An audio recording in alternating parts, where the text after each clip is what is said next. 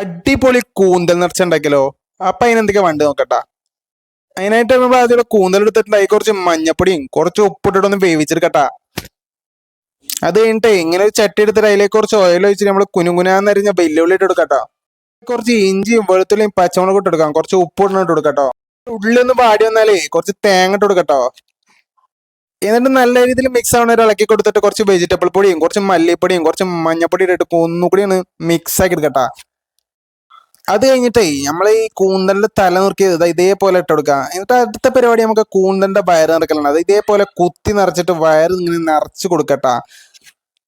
അത് കഴിഞ്ഞിട്ട് വയറ് കഴിഞ്ഞിട്ട് മയങ്ങി കിടക്കാൻ നമ്മളെ കൂന്തലിന്റെ അല്ലെങ്കിൽ നമുക്ക് ഈക്കിളി എഴുതി കൊടുക്കട്ടാ.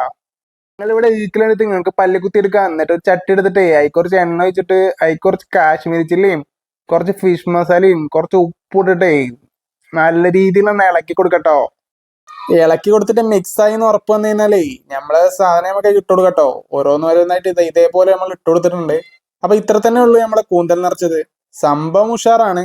എന്തായാലും ഒന്ന് ട്രൈ ചെയ്ത് വെക്കും. സംഭവം പാടാണെങ്കിലും എന്തായാലും ഒന്ന് ട്രൈ ചെയ്ത് വെക്കും. നല്ല ടേസ്റ്റുള്ള സാധനം തന്നെയാണ്. കൂന്തലിന്റെ ഒരു റബ്ബർ പോലുള്ള ഒരു ഇതുണ്ട്, അത് മാത്രമേ എനിക്ക് ഇഷ്ടപ്പെടാത്തുള്ളൂ. ബാക്കിയൊക്കെ സെറ്റാണ്.